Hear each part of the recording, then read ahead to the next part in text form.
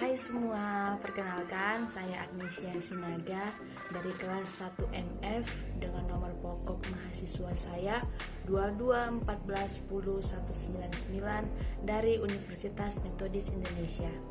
Di video kali ini saya akan menjelaskan mengenai keutuhan ciptaan. Keutuhan ciptaan dapat diartikan sebagai suasana hidup yang diwarnai oleh kesatu paduan yang menyeluruh dari semua ciptaan Tuhan. Hidup bersama di alam semesta sebagai saudara-saudari satu sama lain. Manusia membutuhkan air, makanan, dan udara, sumber energi, dan sebagainya untuk menjamin kelangsungan hidupnya. Manusia memperoleh itu semua dari sumber alam. Di sini mengolah sumber alam tidak boleh dilakukan dengan seenaknya. Manusia harus tetap menjaga keseimbangan ekologis, yaitu keserasian alam dan makhluk lainnya, agar menjadi keseimbangan yang harmonis. Akan tetapi, banyak keindahan alam telah rusak karena manusia mengejar kebutuhan dan keinginan mereka masing-masing.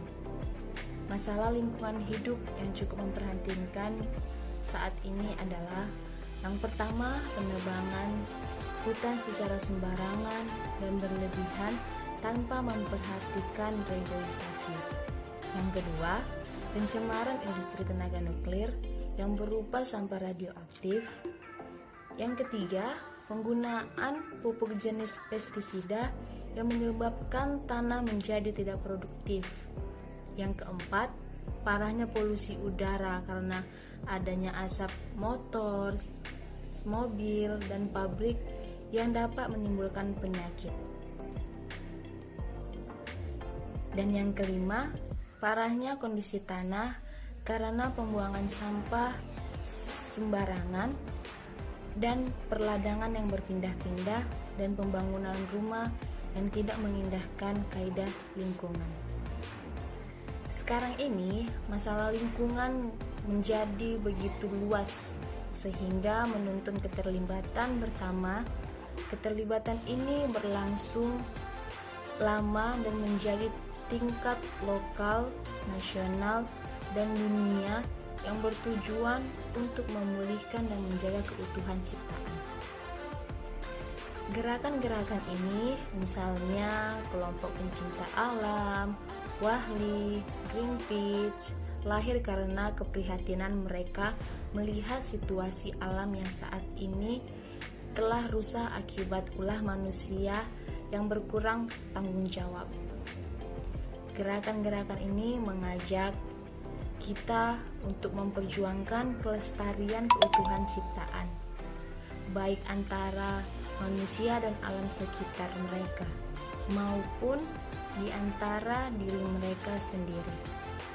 Dampak gerakan yang dapat dirasakan di lingkungan misalnya menjadi lebih selektif membeli produk yang ramah lingkungan, sektor industri memperhatikan AMDAL atau analisis mengenai dampak lingkungan, menghasilkan sisa produk yang dapat didaur ulang, pemanfaatan lahan kosong, pembangunan marga satwa, dan diterapkan undang-undang tentang lingkungan hidup. Bagi kaum beriman, realitas alam semesta dengan aneka macam potensi dan sumber dayanya yang dikaitkan dengan Tuhan sebagai dasar dan sumber dinamika. Pencintaan dan keselamatan harus dimanfaatkan dan ditanggapi dengan sikap penuh syukur dan tanggung jawab.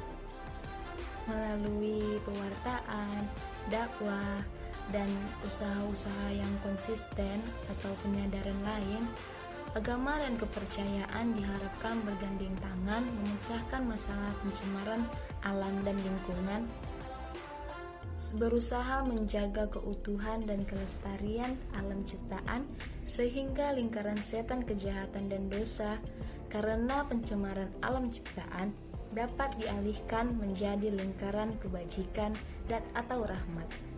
dalam dunia yang harmonis tercapailah keselamatan manusia seutuhnya, baik sekarang maupun masa yang akan datang. Dengan demikian, usaha pembangunan masyarakat dan pembaruan kebudayaan yang dilakukan oleh setiap orang hendaknya mengindahkan 4 orientasi pola kehidupan, yaitu Tuhan, masyarakat, dunia material, dan dirinya sendiri, yang terwujud dalam 4 tugas pokok, yaitu membuka diri terhadap yang transenden, membangun solidaritas dengan sesama, mengolah dan memelihara alam semesta, dan mengembangkan diri sendiri. Sejak semula, Tuhan telah merencanakan agar manusia sehati, sejiwa, memperbaharui dan menyempurnakan terus-menerus alam semesta, sehingga keutuhan ciptaan dapat terjaga. Dibutuhkan kesadaran dalam diri manusia untuk mengolah dan memelihara alam semesta, serta mempunyai sikap solidaritas dengan sesama, misalnya saling peduli, saling menghormati, dan saling menghargai. Manusia menciptakan kebaikan bagi sesamanya, agar manusia merasa senang, kerasan, dan bahagia hidup di alam semesta yang utuh dan tidak tercabik-cabik. Dan kita ketahui, manusia memang tidak pernah puas dengan apa yang diberikan oleh Tuhan.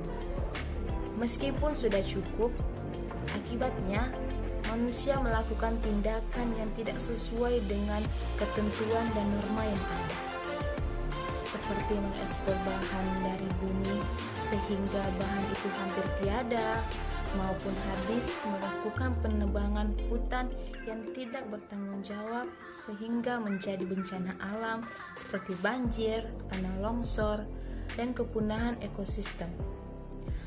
Makhluk hidup yang ada di dalam hutan, tambah lagi manusia zaman sekarang, tidak mau peduli pada sesamanya.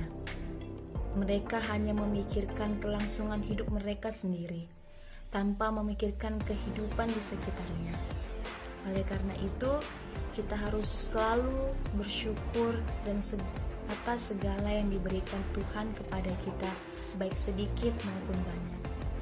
Tuhan akan selalu memberikan segala kebutuhan kita secara berkecukupan.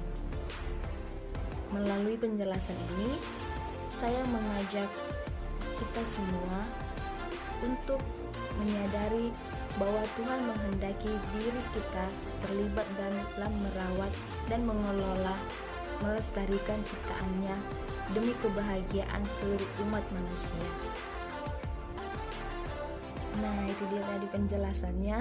Semoga bermanfaat dan suka. Terima kasih sudah menonton. Sampai jumpa.